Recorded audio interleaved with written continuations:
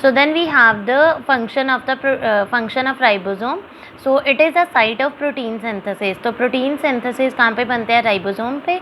So these are also called protein factories. तो इन्हें हम protein factories भी कहते हैं. So the next organelle we have is vacuole. Vacuoles are large sized membrane bound bubble like storage sac. अब ये काफ़ी लार्ज साइज़ के होते हैं. इसके ऊपर भी मेम्ब्रेन होती है. पीछे हमने पढ़ा था ribosome have no membrane, but vacuole have membrane bound bubble like storage sac for solid or liquid content present in the cytoplasm of cell. तो ये कहाँ पे प्रेजेंट होते हैं कि जो सेल का साइटोप्लाज्म है उसमें ये एक membrane bound bubble like structure है. तो इसका काम होता है स्टोरेज सैक फॉर सॉलिड और liquid content present in the cytoplasm. अगर साइटोप्लाज्म में कुछ मान लो एक्सेस में वाटर है तो वो भी वैक्यूल में स्टोर रहता है. कहीं पे ये फूड को भी स्टोर करता है. तो ये डिपेंड करता है कि किस चीज़ को ये स्टोर करता है, उसी के अकॉर्डिंग इसके नेम भी वेरी करते हैं. So vacuole of animal cell arise from Golgi complex. तो अगर हम देखा जाए एनिमल्स में तो ये कहाँ से अराइज होता है? गोल्जी कॉम्प्लेक्स से, गोल्जी एपरेटस से. Tonoplast, plasma membrane that cover the vacuole is called tonoplast. तो ये जो प्लाज्मा मेम्ब्रेन है जो कवर कर रही है इसको हमारे वैक्यूल को, इसको हम बोलते हैं टोनोप्लास्ट, इसकी प्लाज्मा मेम्ब्रेन को. वैक्यूल्स आर ऑफ 3 टाइप, 3 तरह के होते हैं. Food vacuole, SAP vacuole, contractile vacuole. अब ये वेरी करता है कि इसका फंक्शन क्या है, उसी के अकॉर्डिंग इसका नाम है. सबसे पहले आता है फूड वैक्यूल.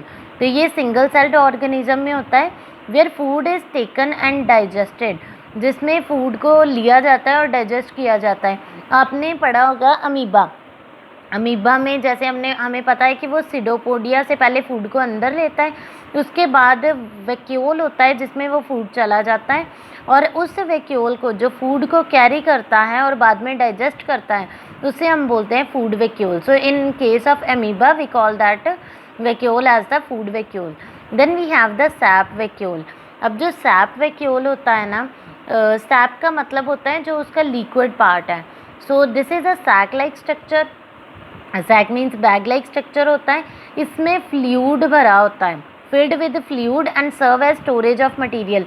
जब अगर सेल में एक्सेस में फ्लूइड है साइटोप्लाज्म में तो कुछ फ्लूइड जो है वो चला जाता है वैक्यूल में, और वहाँ पे ये as a storage of material कि जो मटेरियल है उसको स्टोर करके रखता है. अब कौन कौन से मटेरियल को? वाटर हो गया, सॉल्युबल इनऑर्गेनिक और ऑर्गेनिक मॉलिक्यूल्स है. कोई भी इनऑर्गेनिक और ऑर्गेनिक मॉलिक्यूल्स होते हैं तो उसको सैप वैक्यूल जो है वो स्टोर करके रखता है. Then we have the contractile vacuole. अब जो कंट्रैक्टाइल वैक्यूल होता है ना, अब इसमें आप फूड वैक्यूल में अमीबा की भी एग्जांपल दे सकते हो, उसमें होता है. अब ये जो कंट्रैक्टाइल वैक्यूल होता है, सैप वैक्यूल प्लांट में भी होता है.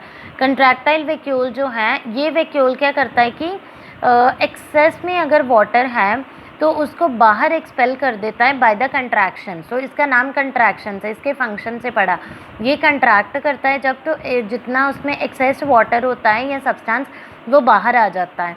फॉर एग्जांपल ये होता है इन पैरामीशियम.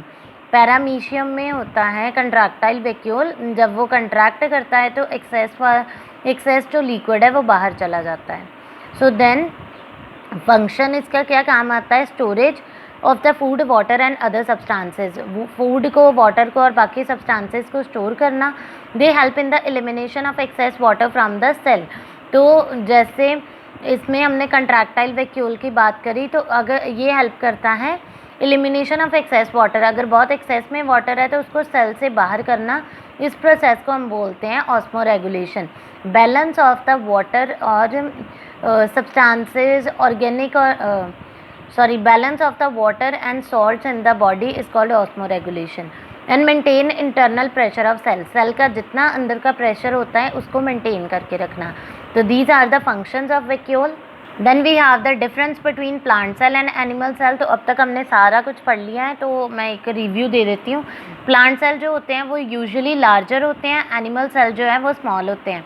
प्लांट सेल जो होता है उसके बाहर एक रिजिड सेल वॉल होती है जो सेलुलोज की बनी होती है, लेकिन एनिमल सेल में कोई भी सेल वॉल नहीं होती.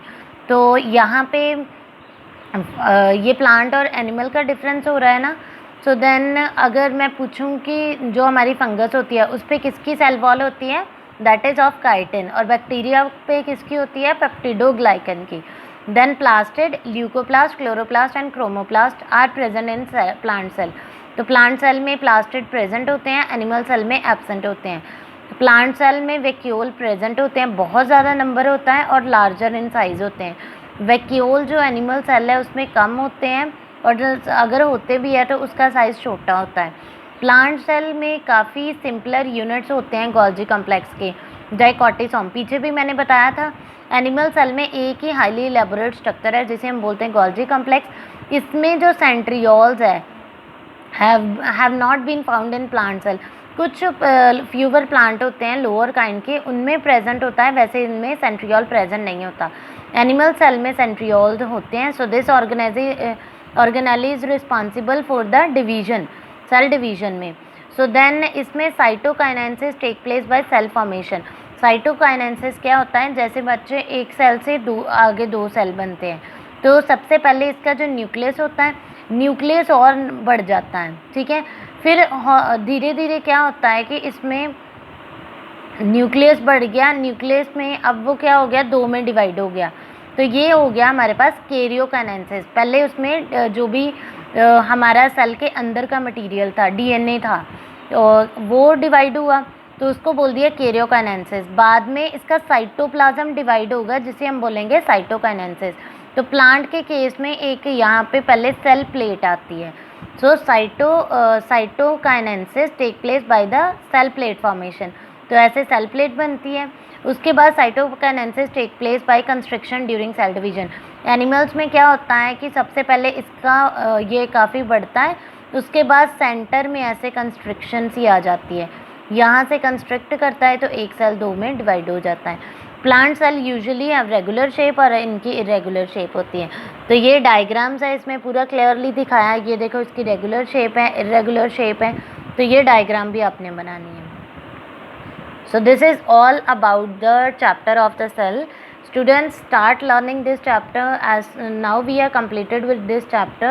So with shortly you will have the test of this chapter.